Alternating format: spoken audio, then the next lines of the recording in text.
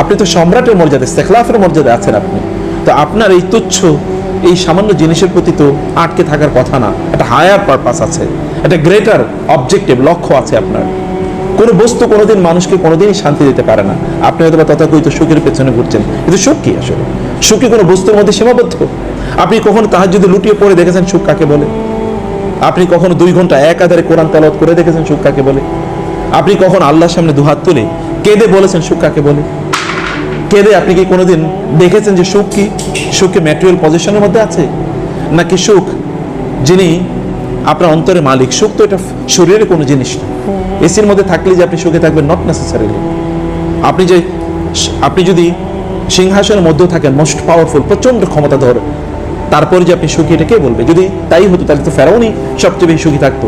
ফেরাউন তো কেবলমাত্র স্বপ্নে দেখেছে অথবা আসমানি কিতাবগুলোতে সে শুনেছে, কারণ ওইখানে তো নবীরা ছিল, ইউসুফ আলাইহিস সালাম এবং তার পরবর্তী প্রজন্মে বহু নবী মিশরে ছিল। বংশ পরম্পরায় কোনোভাবে হয়তো ফেরাউন শুনেছে যে বনী ইসরাইলের মধ্যে এমন এক ব্যক্তির আগমন ঘটবে যার কারণে ফেরাউন যে রাজতন্ত্র যেটা ছিল এটা ধসে যাবে। সেই কারণে সে বনী ইসরাইলের ছেলেদেরকে মানে শিশুদেরকে হত্যা করা শুরু করে দিয়েছে। সে তো ওইখানেও থাকতে পারে না, সুখ কই? তা তো দিনেও ঘুম হয় না, রাতেও ঘুম হয় না, দিনেও স্থিরতা নাই, রাতেও স্থিরতা নাই, কোনোভাবে সে থাকতে পারছে না। এবং আলটিমেটলি তাকে সে সমুদ্রে নিমজ্জিত হয়েছে। সে তো ভিন্ন কোর্স অফ অ্যাকশন একেবারেই গ্রহণ করে নাই। এবং এই কারণে আপনি এটা যে অর্জন করলে, যদি সম্পদের মালিক হলে অনেক কিছু হতো, তাহলে কারণই তো সবচেয়ে বেশি সুখী হতো, কিন্তু তা তো হতে পারে নাই। সম্পদ অথবা ক্ষমতা, আর যদি আপনি বলেন খুবই সুদর্শন হলেই একেবারে স্মার্ট বডি বিল্ডার, আপনি ফিজিক্যালি একেবারে নায়ক উচিত যদি আপনার চেহারা হয়, তাহলে আপনি খুবই সুখী হবেন। যদি এটাই হতো, তাহলে আবুল আহাব কি ছিল? আবুল আহাবের নামই তো আগুন সুন্দর। লাহাব মানে হচ্ছে তার চেহারা দিকে তাকালে মনে হচ্ছে যেন আগুন ঝরে, এত সুন্দর। কিন্তু সে আবুল আহাব কি? সায়াসলা নারান জাতা রাহাব, ও আগুন সুন্দর, ওই আগুনে তাকে নিক্ষিপ্ত হতে হবে। তাহলে মৌলিকভাবে আমরা যদি পারপাস যদি বলে যাই, তাহলে কেবল আমরা বিভিন্ন জিনিসের, এটা এক ওই ধরনের মানুষের মতো যারা যখন সমুদ্রে পড়ে যায় তখন তারা খড়কুটা ধরে তারা বাঁচতে চায়। আমরাও খড়কুটার মধ্যে আমাদের সুখ খোঁজার চেষ্টা করেছি। আমরা একেবারে ভাবিনি যে মহান আল্লাহ সুবহানাহু ওয়া তাআলা এর ভালোবাসায় আমাদের সুখ আছে।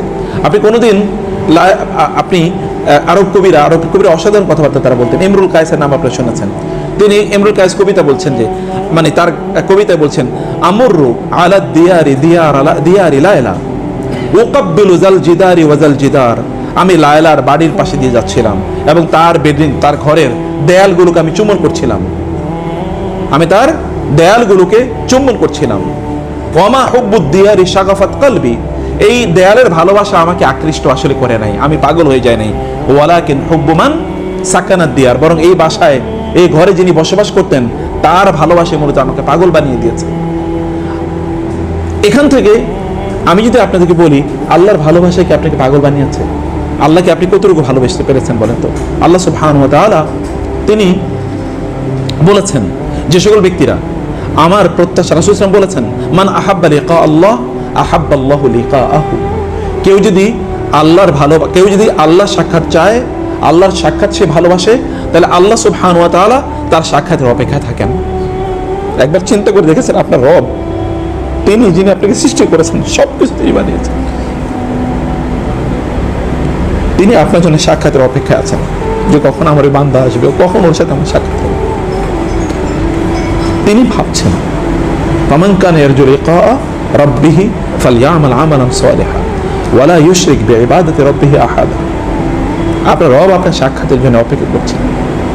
তিনি যখন আপনাকে তিনি দেখবেন, তখন তিনি আপনাকে বলবেন, আইনাল মুতাহাব্বুনা ফিয়া, কারা আমাকে ভালোবাসত, আমার জন্য অন্যদেরকে ভালোবাসত, তাদেরকে আপনাকে তিনি ডাকবেন এবং আপনার রবকে আপনি দেখতে পাবেন। একবার ভাবেন তো, তাকে আপনি দেখতে পাবেন, আপনি তার দেখার প্রত্যাশায় আপনি আছেন। এই সুখ, এই শান্তি একজন মানুষ যদি অনুভব না করে, তাহলে তিনি কিভাবে জান্নাতের প্রত্যাশা করেন? আপনাকে যদি দুনিয়ায় জান্নাতে উপলব্ধি করতে হবে আখিরাতের জান্নাতে যাওয়ার জন্য। দুনিয়ার জান্নাতকে কেউ উপলব্ধি না করলে কেউ আখিরাতের জান্নাত প্রত্যাশা করতে পারে, চিন্তা করতে পারে। দুনিয়ার জান্নাত কোথায়? দুনিয়ার জান্নাত হচ্ছে যিনি দুনিয়াকে সৃষ্টি করেছেন তার জিকিরে, তার ফিকিরে। একজন মুমিনের জীবন কেবল দুটো জিনিসের মধ্যে চলে, একটা হলো জিকিরুল্লাহ, আর একটা হলো ফিকরু খালকিল্লাহ। আল্লাহ জিকির এবং আল্লাহ সুবহানাহু ওয়া তাআলা এর সৃষ্টির জিকির, আল্লাহ সুবহানাহু সৃষ্টির ফিকির। আল্লাহ সুবহানাহু ওয়া তাআলা সৃষ্টির দিকে তাকিয়ে ইন্না জাআলনা মা আলাল আরদি জিনাতাল লাহা লিনাবলুয়াহুম আইয়ুহুম আহসানু আমালা ওয়া ইন্না লাজাইলুনা মা আলাইহা সাঈদান জুরুজা। আল্লাহ সুবহানাহু ওয়া তাআলা বলেছেন, এই পৃথিবীর আমি সব কিছু আসমান এবং জমিন যা আছে আমি খুবই সুন্দর করে সৃষ্টি করেছি, খুবই সুন্দর করে। কিন্তু এই সৌন্দর্যের দিকে তাকিয়ে আপনি কাকে খোঁজেন? এই সৌন্দর্যের দিকে তাকিয়ে আপনি কি স্রষ্টাই খুঁজেছেন? যিনি এত সুন্দর করে সৃষ্টি করলেন তিনি কত সুন্দর, তিনি কত সুন্দর হতে পারেন, সেই তাকে কি আমরা এর মধ্যে খুঁজে পেয়েছি কিনা? এই কারণে আল্লাহ সুবহানাহু ওয়া তাআলা বলেছেন যে একদল লোক তারা ইন্না ফি খালকিস সামাওয়াতি ওয়াল আরদ লা আয়াতিন লিউলিল আলবাব আল্লাযীনা ইয়াযকুরুনা আল্লাহা কিয়ামান ওয়া কুউদান ওয়া আলা জুনুবিহিম ওয়া ইয়াতাফাক্কারুনা ফি খালকিস সামাওয়াতি ওয়াল আরদি রাব্বানা মা খালাকতা হাযা বাতিলান সুবহানাকা ফাকিনা আযাবান নার। দেখেন তো আপনি আয়াতের একটা অংশে আল্লাহ তাআলা বললেন আসমান এবং জমিনের দিকে তাকায় এবং তাকিয়ে সে বলে মা খালাকতা হাযা বাতিলা, আল্লাহ এমনি আপনি এগুলো বানান নাই।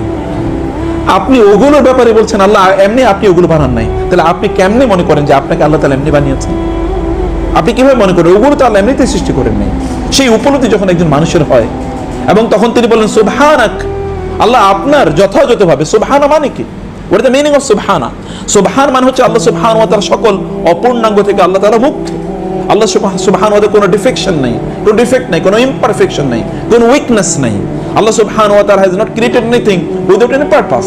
এইটা যখন আপনি ওইদিকে তাকিয়ে যখন এই উপলব্ধি আপনার তৈরি হয় তখন আপনি বলেন ফাকিনা আযাবান নার, আল্লাহ করতে পারি নাই, আপনার যথাযথ দায়িত্ব পালন করতে পারি নাই, আপনার হক আদায় করতে পারি নাই, ফাকিনা আযাবান নার, আপনি আমাদেরকে আযাব থেকে রক্ষা করুন, আপনি আমাকে শাস্তি জাহান্নামের শাস্তি থেকে আপনি আমাদেরকে রক্ষা করুন। এই অনুভূতি তখন আপনার মধ্যে তৈরি হয়।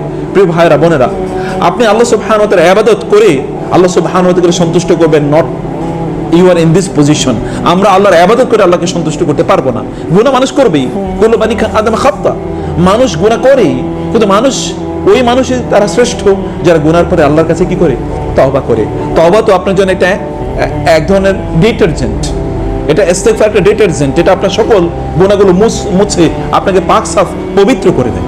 আপনি কত গুনাহ করবেন? রাসূল সাল্লাল্লাহু আলাইহি ওয়াসাল্লাম কি বলেন নাই আল্লাহ তাআলা বলেছেন হে বানি আদম তুমি যদি গুনাহ করতে করতে আসমান জমিন সব ভর্তি করে দাও এবং অতঃপর তুমি আমার কাছে তওবা করে ইস্তেগফার করো, তাহলে আসমান এবং জমিন ভর্তি ইয়ে দিয়ে মাগফিরাত দিয়ে ক্ষমা দিয়ে আমি তোমার সকল গুনাহ ক্ষমা করে দেব। আপনার রব তো এরকম বলেছেন। কিন্তু আপনি ইস্তেগফার করে আপনার রবের কাছে আপনার যে ইমপারফেকশন আছে, আমাদের যে দুর্বলতা আছে, আমাদের যে গুনাহ আছে, আমরা যে তার লক্ষ্য অনুসারে জীবন যাপন করতে পারি না, এটা কিন্তু আমরা তার কাছে ক্ষমা চেয়ে আল্লাহ সুবহানাহু ওয়া তাআলার প্রিয় ভাজন আমরা হতে পারি।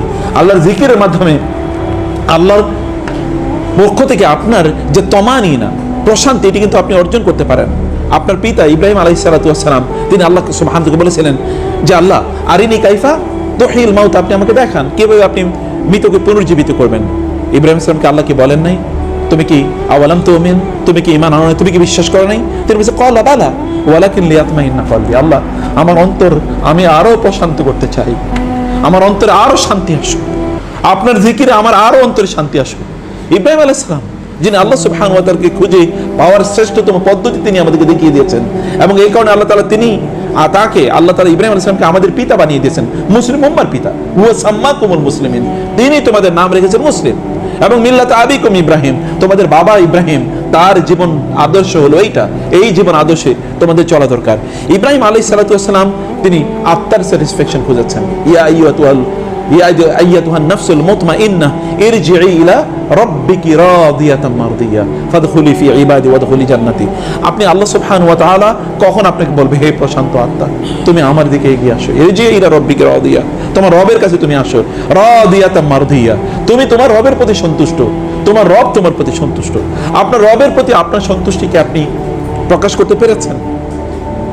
যখন এক ব্যক্তি বাইতুল্লাহর চারপাশে তাওয়াফ করছিলেন এবং তিনি বলছেন আল্লাহ হাল রাদিতা আননি, হে আল্লাহ আপনি কি আমার ব্যাপারে সন্তুষ্ট?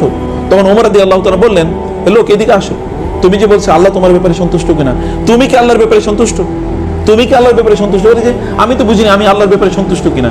বলে তোমাকে আল্লাহ যে অবস্থায় রেখেছেন যেভাবে রেখেছেন তুমি কি বলছো আলহামদুলিল্লাহ আলা কুল্লি হাল, আমি সকল অবস্থায় আল্লাহর প্রতি সন্তুষ্ট। তুমি কি এটি কখন উপলব্ধি করেছো? তুমি আল্লাহর ব্যাপারে সন্তুষ্ট আগে হও, অতঃপর আল্লাহ তাআলা তোমার ব্যাপারে সন্তুষ্ট হবেন। প্রিয় ভাইরা, আল্লাহ সুবহানাহু ওয়া তাআলাকে আপনার অন্তরে ধারণ করা দরকার। আল্লাহ সুবহানাহু ওয়া তাআলা তিনি আপনার অন্তরের দিকে তাকান, তিনি আপনার কাজের দিকে তাকান না। আপনার ইবাদতের মাত্রা কত বেশি এটার দিকে আল্লাহ তাআলা তাকান না। সাহাবায়ে কেরামদের ইবাদত, আমরা তো রাসূল সাল্লাল্লাহু আলাইহি ওয়াসাল্লাম ইবাদতগুলি করি, তিনি আমাদের চেয়ে বেশি ইবাদত করেছেন বটে, কিন্তু তার ইবাদত এবং আমাদের ইবাদতের মধ্যে মৌলিক পার্থক্য তো কোয়ালিটিগত। সাহাবায়ে কেরাম ইবাদতের মধ্যে আমাদের ইবাদতের মৌলিক পার্থক্য তো কোয়ালিটিগত। তারা নামাজে দাঁড়ালে তাদের শরীরে যদি তীর বিদ্ধ হতো, এগুলো খোলা হতো, তারপরে তারা উপলব্ধি করতে পারতাম না। আর আমরা 2 রাকাত নামাজের প্রথম রাকাতে কি পড়ি, সেটাই দ্বিতীয় রাকাতে আমাদের মনে থাকে না। আপনি সুখ পাবেন কোত্থেকে, প্রশান্তি পাবেন কোত্থেকে? মানে আমাদের মৌলিক সমস্যা হলো যে আমরা তো পারপাস বুঝি না, কেন আছি, কি উদ্দেশ্যে আছি। আপনি যখন ঘর থেকে নামেন তখন আপনি কি উদ্দেশ্যে নেমেছেন বলেন? আপনি যদি ওই উদ্দেশ্যে, আপনি যখন নামাজে যান, মসজিদে যান, তখন যদি আপনার এই অবস্থা থাকে যে আমি আমার রবকে স্মরণ করতে যাচ্ছি, কেন 5 ওয়াক্ত নামাজ তিনি আমাদের জন্য ফরজ করেছেন? কেন আপনার রাসূল এই কথা কি বলেন নাই, ওয়াজুইলাত কুররাতু আইনি ফিস সালাহ, আমার অন্তরের শান্তি, আমার চোখের প্রশান্তি নামাজের মধ্যে আছে? তার মনটা যখন খারাপ হয়ে যেত তখন তিনি কি বেলালকে বলতেন না যে বেলাল তুমি নামাজের ব্যবস্থা করো, আরিহনা বিহা, আকিমিস সালাত আরিহনা বিহা, না বেলাল তুমি নামাজের ব্যবস্থা করো, আমার অন্তরটা একটু শান্ত করা দরকার। আল্লাহ কি তার রাসূলকে বলেন নাই যে আপনি জানেন ওয়ালাকাদ ইয়ালামু ওয়ালাকাদ না'লামু আন্নাকা ইয়াদিকু সাদরুকা বিমা ইয়াকুলুন ফাসাব্বিহ বিসমি রাব্বিকা ওয়া কুম মিনাস সাজিদিন ওয়াবুদ রাব্বাকা হাত্তা ইয়াতিয়াকাল ইয়াকিন। আমি জানি ওদের কথা আপনার মনটা খুব খারাপ করে দেয়, ওদের কথা আপনার অন্তরকে খারাপ করে দিয়েছে, আপনার মনটা খারাপ করে দিয়েছে। এখন আপনি নামাজে দাঁড়িয়ে যান, আপনি আমার তাসবিহ পড়ুন, এবং এর কারণে আপনার অন্তর ভালো হয়ে যাবে। রাসূলুল্লাহ সাল্লাল্লাহু আলাইহি ওয়াসাল্লামের জন্য আমুল হুজুন, যেটি তার জন্য দুঃখের বছর, ইয়ার অফ স্যাডনেস, সেই ইয়ার অফ স্যাডনেস আল্লাহ তাআলা তাকে তার সাক্ষাতে নিয়ে গিয়েছেন। গিফট দিয়েছেন কি? গিফট দিয়েছেন কি? সালাত। তার মানে সালাতের মধ্যে প্রশান্তি আছে, আপনি কষ্ট দুঃখ সব ভুলে যাবেন নামাজের জন্য। 5 বার আপনার রব তিনি আপনাকে ডেকে নেন তার সাক্ষাতে, আপনি তার স্মরণ করলে আপনার সকল কষ্ট দূর হয়ে যায়। আপনি 5 বার পৃথিবীর কোন প্রেসিডেন্টের কাছে যদি যাওয়ার সুযোগ পান, তাহলে আপনি চিন্তা করে দেখেন তো কি হতে পারে। পৃথিবীর কোন প্রেসিডেন্টের কাছে 5 বার আপনার অ্যাক্সেস আছে, কার অ্যাক্সেস আছে এরকম? আর আপনার প্রতিদিন তার সামনে দাঁড়ানোর অ্যাক্সেস আছে, এবং সেখানে আপনি যা বলেন তা তিনি মনোযোগ দিয়ে শোনেন। আল্লাহ রাসূল বলেছেন ইযা কামা আহাদুকুম ইলা সলাতি ফাইন্নাহু ইউনাজি রাব্বাহু আকরাবু মা ইয়াকুনুল আবদু মিনার রাব্বি ওয়া হুয়া সাজিদুন ফাআকসিরু ফিহি দুআ। যখন কোন বান্দা নামাজে দাঁড়ায় তখন সে আল্লাহর সাথে কথা বলে। আপনি যখন বলেন, রাসূল সাল্লাল্লাহু আলাইহি ওয়াসাল্লাম বলেছেন, আল্লাহ তাআলা বলেন কাসামতু সলাতা বাইনি ওয়া বাইনা আবদি নিসফাইনি ওয়া লি আবদি মা সাআলা। আমার বান্দা যখন নামাজে দাঁড়ায় তখন আমি ওই নামাজকে তার মাঝে এবং আমার মাঝে অর্ধেক অর্ধেক ভাগ করে নেই, অর্ধেক ওর জন্য, বাকি অর্ধেক আমার জন্য। যখন আমার বান্দা বলে আলহামদুলিল্লাহ রাব্বিল আলামিন, তখন আমি বলি আমার বান্দা আমার প্রশংসা করেছে। যখন বলে আর রহমানুর রহিম মালিক ইয়াউমিদ্দিন, তখন আমি বলি আমার বান্দা আমার বন্দেগী করেছে, আমার স্তুতি জ্ঞাপন করেছে। যখন আমার বান্দা বলে ইয়াকা না'বুদু ওয়া ইয়াকা নাস্তাইন, তখন আমি বলি প্রথম অংশ আমার জন্য, দ্বিতীয় অংশ আমার বান্দার জন্য। এরপর থেকে যখন সে বলতে থাকে ইহদিনাস সিরাতাল মুস্তাকিম একবার ওয়ালাদ দাল্লিন পর্যন্ত, তখন আমি বলি আমার বান্দা যা চায় আমি তাকে তাই দিয়ে দিলাম। এর তিনি বলেন না 5 ওয়াক্ত নামাজ তো আপনার জন্য, আপনার রবের দরবারে হাজিরা দেয়ারই কেবল না, আপনার রবের দরবারে আপনার সবকিছু পাওয়ার এবং চাওয়ার সেই অবস্থা। আপনি মনে করেন আপনার রাসূল সাল্লাল্লাহু আলাইহি ওয়াসাল্লাম তিনি গরিব ছিলেন?